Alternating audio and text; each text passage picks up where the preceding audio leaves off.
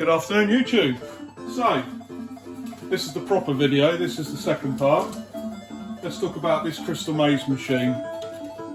It's a Barcrest 1993 MPU4 skill arcade game, £5 prize. There were 3 models of this machine back in the day. This is the very first model, I believe.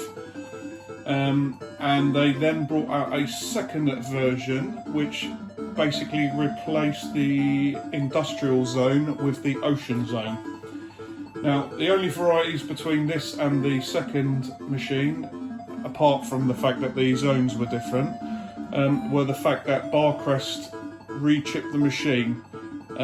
Basically, when you just won a prize on the very first machine, you could actually win out in the wild. It would give you 59 gold in the dome.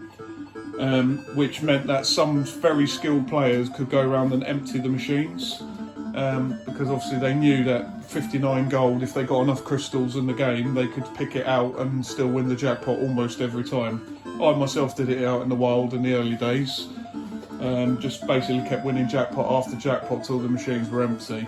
Barcrest obviously caught wind of that. They later re-chipped it to 51 gold in the dome, and that basically meant, if I remember rightly, every pound after that for about the first £5, it only ever went up by maybe 1 gold. So you would end up in the dome with, say, 55 gold, but again, anyone who's played this knows that the crystals that you won in the games gave you a certain amount of time, and 55 gold is never going to win you the jackpot. I think I have done it out in the wild, like there's one guy on YouTube that did it with 51 gold. I don't know what he did it with in terms of time, but I basically did it with, I think the machine was quite generous, it gave me 10 or 11 crystals, which is about 50-55 seconds, which meant I was able to basically go through the dome, cherry pick all the gold out. I think I ended up with either 51 gold and 1 silver, or 51 gold and no silver, but I won the jackpot only once. Generically, these machines, you need to at least put £10 through for a very competent player. An average player who goes in the dome is only going to end up with 1, 2, maybe 3 crystals. So even if the machine has had £20 or £25 through it, then you probably still won't win the grand prize. Now, this machine, as I said, this was the original one. The third version was my personal favourite. It had a fan top on the box, so when you won the crystals, the fan would blow the crystals like the little mini tokens in like a fan, which I loved. It's controversial because most people talk about they hated that machine because they made the dome a lot harder. Because where you used to have a crosshair to win the tokens, the last version had a grab hand, which meant that you would more than likely, no matter how skilled you were, you would always end up grabbing the silver as well as the gold. So it was a bit more skillful and a bit easier, in people's opinions, to win the £5 on these original ones. Me personally, I had the original one in my house. I loved it. It played very well. I used to have it out in the wild in Milton Keynes. We used to have a roller skating rink and I used to go there, and most weeks, if not every week, I would win the £5 out of it. There were 2 varieties on the jackpot as well. These only allow you to win £5. The third version did have a feature where it allowed you to win £10. Basically, if I remember rightly, if you got 50 gold after deductions from silver on all the machines, you would end up with £5. But the third version that they raised, basically if you got over 100 gold, I believe, you would end up with a £10 jackpot. And there was also another a variation in that the third machine also had a leaderboard. So if you got over a certain amount of gold and you were a high player, there were 10 names you could save and basically keep your name almost like bragging rights. And I do remember back in the day, not to show off, but I was at Rollers, basically where our machine was kept. All of my names were on that top 10 leaderboard. And I remember this one guy talking to me once about, who's this guy, who's this Andy VDW on the notice boards? And I said, well, that would be me. and he laughed, and I think he spent the next year trying to knock my scores off the table, which he didn't actually manage. But yeah, I own the machine. It was a great machine. I was not actually a fan of this one originally because I found that the games were a lot harder, but again, others will disagree and say that the games were easier. I just found this one a bit more challenging, and it was only when I went to play it in the last year or so at Retropolis in Southend that I realised that it was doable. It took me probably a few pounds to sort of master it. There are some hard games. We will talk about some of the games. Some of them, in my opinion, are fixed. It's not winnable, basically, with the time they give you. But, you know, again, it is a winnable jackpot. And as I said, the second and third versions incorporate the ocean zone, which this first version didn't. It had the industrial zone. The differences between the cabinets were also that if you don't escape from this game, it would lock you in and it will take a crystal off you. What the third version did was it would lock you in. It would put a set of like prison bars in front of the player that you've locked in, and if you didn't buy him out with a crystal when you got into the dome, that player would basically cost you a section of the dome, so it would be blocked off. So you could have a clump of 25 gold on the right hand side, but it would lock you off. So the trick is always with this game, always keep an eye on your time and escape. If you're playing it for fun and you're not bothered, it doesn't matter. But again, if you don't escape when the time goes, it can cause you to lose a crystal and lock yourself in. This one doesn't, however, block off a section of the dome. What else was I going to say? That's about it, really. As I said, everyone's got an opinion with whether they liked it or not. The Crystal Maze could be particularly generous and not generous at the same time. It depended how it feels. You usually can get anything between 4 and 11 games. On an average playthrough, you'll probably see that I get maybe 1 or 2 games per zone. Maximum usually of about 8 games. Again, I've known it to be very odd in the fact that there won't be a lot of gold in the dome, but it will be very happy and give me 10, 11, 12 games. If there's lots of gold in the dome, I find that it tends to be a bit more stingy on games. I mean, I played this earlier on the one-hand challenge, and I noticed that the games, I think it only gave me 6, maybe 7 games, and I won 4 crystals playing one-handed. So the machine is quite brutal in the sense of it's not stupid. It's very, very hard. Even the most skilled players are going to have to know what they do. You have to play the games very quick. You have to know exactly what you're doing if you delay, and we will talk about if any of the, what I call the rigged games do appear. And you do have some auto lock-in games, so if you run out of shots or there's certain things that you make a mistake on, then you will automatically be locked in and basically you'll have to basically lose a crystal later on. That's about it. So yeah, we're going to start it now. As I said, it's had about £9–10 through it. It should be ready for the dome. We should have about 75 gold in, but there is still quite a lot of silver, so I'm going to have to win enough crystals.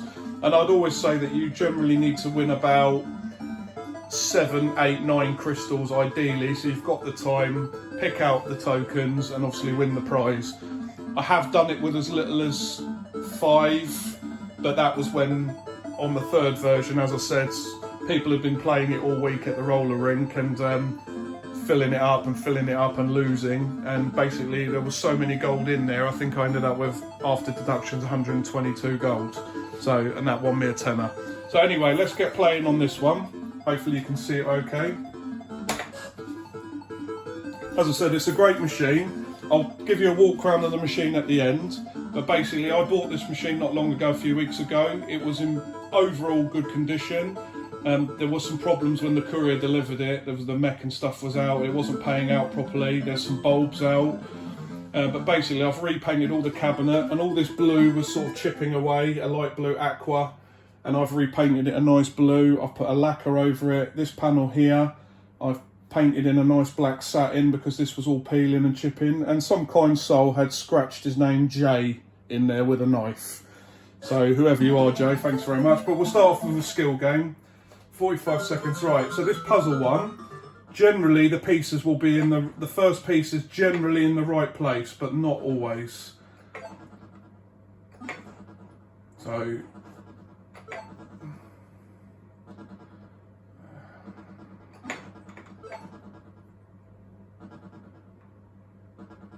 see, that's a mistake.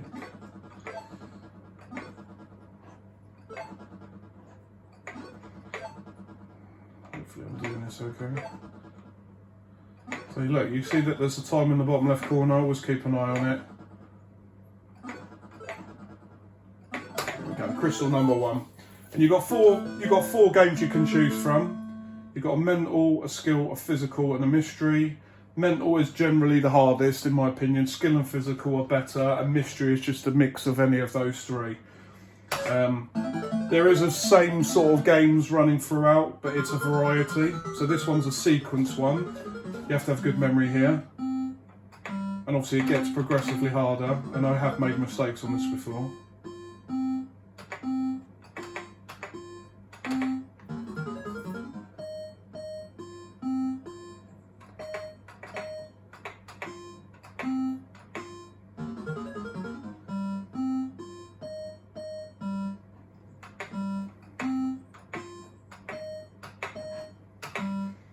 There you go, first time. 4 sequences, 2 crystals so far. And obviously look, again, like I said, that's enough of this zone. Very rarely do you get over 2 games.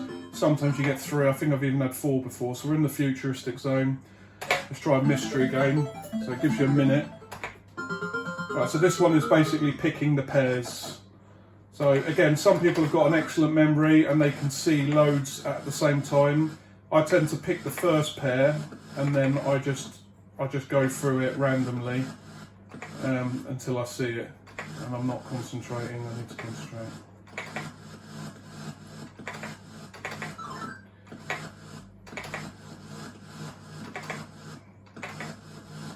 Depending on how good your memory is.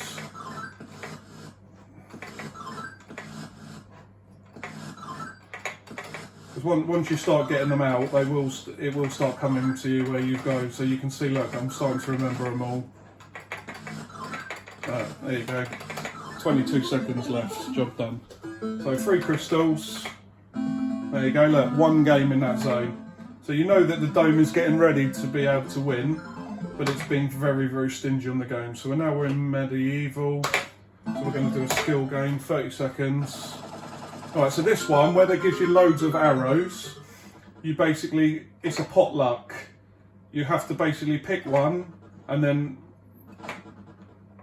you'll see that the cursor is very, very wiggly, and that these top ones are really hard. There you go, job done. Sometimes you'll get only 3 or 4 shots, which is the one I showed you earlier, where you have to watch the people that are pointing, and then you have to find the centre spot. So let's try mental. I don't particularly like mental games, they can be hard. Okay, this one isn't too bad if it's being generous. Again, I've known this to give you the wrong puzzle pieces in the wrong section, which obviously basically means it's almost impossible to win it. I'm not doing very well here.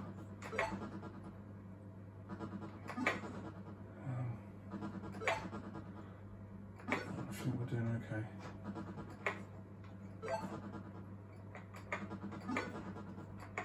Yeah, I think we're okay here.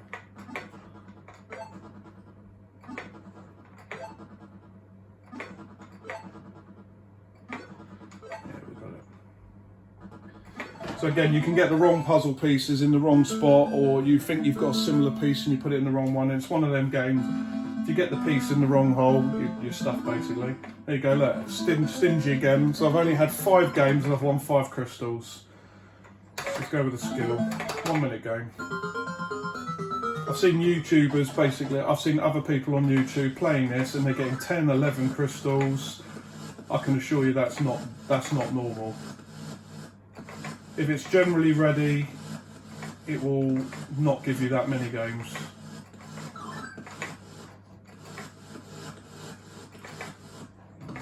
Doesn't like this, hopefully. I'm not concentrating here.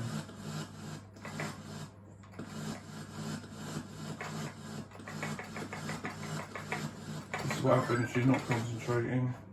There's that one, no, there's that one.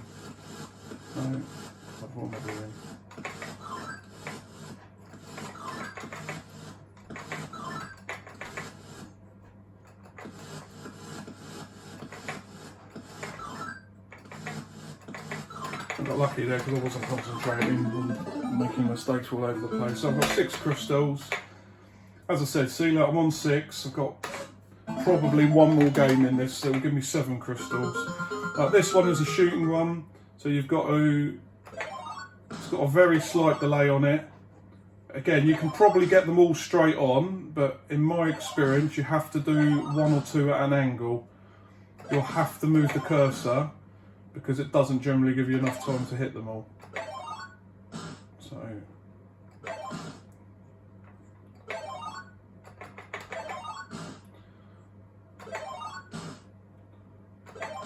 we should do this. Yeah, we got it. There you go. Again, you can move the character over. It's got a very, very slight delay. So there you go. Look how stingy that was. 7 crystals, 35 seconds. It's not a huge amount of time. I'm going to have to pick the gold out, but I may not do this because I'm going to have to take a risk. And so again, you can tap the button or you can hold the button. I'm going to try and pick them out and we'll see if we can do it on camera.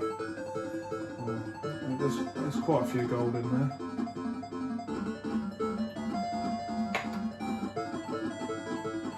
Problem is, there's a lot of silver clumped in there.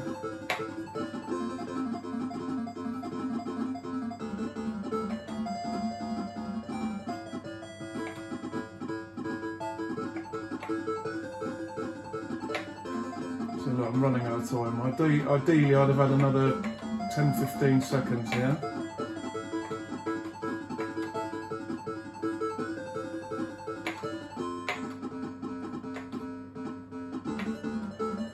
I don't know if I've done that, that's tight. Maybe 70 gold and maybe 20 silver, it's going to be something like that. Maybe. Oh, we did it. That shows you it's tight, even with an experienced player, you know what you're doing, and you can still nearly not get the jackpot. And the amount of times I've ended up with 48 or 49 gold and not one. There you go, there's your fiver. I'll just quickly show you the machine. I'll hang up. So yeah, look, you can see the overall condition is good because I've basically repainted the cabinet. I've done a full satin paint. This was a very light blue. It was all peeling away and chipping, which I've basically repainted. And you can see like all the faulty bulbs I fixed. It's all been glossed as well, so this is a satin black. And some people will argue and go, oh, you shouldn't ruin the original integrity of the machine. But for me, this is staying in my personal collection. So you see the Crystal Maze sticker? That was the original sticker. I've basically lacquered that so it survives. The one on the other side, however, unfortunately was chipping away and peeling. And then look, if you look at the back of the machine, I've completely re-glossed that. I've gone through the back. As I said, unfortunately it was delivered and the mech had fallen through.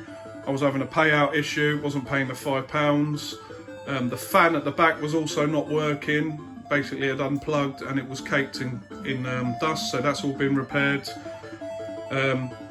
Andy from Retropolis kindly put a new lock in the bottom for me because the key had been lost. So again, just a shout out at the end, this came from the Retropolis arcade, belonged to a nice guy called Phil Moore.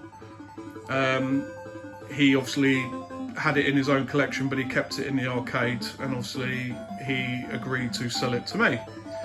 I'm really happy to have it. I do eventually want to get the fan top box one again for my own collection, but yeah, I'm really happy to have it again. I didn't know if I'd ever get it. I mean, some of the prices out there for these, there's a couple in the wild in businesses and they are asking £800. Now, this was an £800-900 machine back 4 or 5 years ago. It's not anymore. I saw a fan top box one locally being sold for 120. Unfortunately, I missed out on it. Would love to have had it. These at the moment are going, depending on condition, are going for anything between 100, 150 and 300-400. It's very subjective what people are willing to pay. I would say basically if I was to sell this one now, obviously it's worth a lot more. It's been completely repainted, it's cleaned, it's been serviced, the whole inside has been tidied up. The monitor also is not the standard original monitor. When this was in Retropolis, it actually caught on fire. It's a very, very old school heavy monitor. The fan in the back is known for notoriously not being the most powerful, so unfortunately over long periods those monitors can go. But it also added to the weight of the machine. So the weight of the machine was very, very heavy. I believe it was in the 120, 130 kilo realm. So now it's got one of those modern Dell monitor types back there. It's probably reduced the weight by about 30 or 40 kilos, which makes a hell of a difference, because the first machine I moved, I had to move it down my mum and dad's steps, and it weighed an absolute ton. Now look, you can't really see it, doesn't affect the gameplay, doesn't affect the integrity. You can see from the video, look, it looks like the normal monitor, but back there is, you might be able to just see the edges there, it is a Dell PC monitor that Andy Mark from Metropolis installed. So again, you can see from the overall condition, I don't think you'll find many more in a better condition than this one. It has been well looked after, but obviously I've put a lot of work into it as well. I've probably put about 10, 11 hours of painting and cleaning and tidying into it. I've still got more to do. So thanks for watching.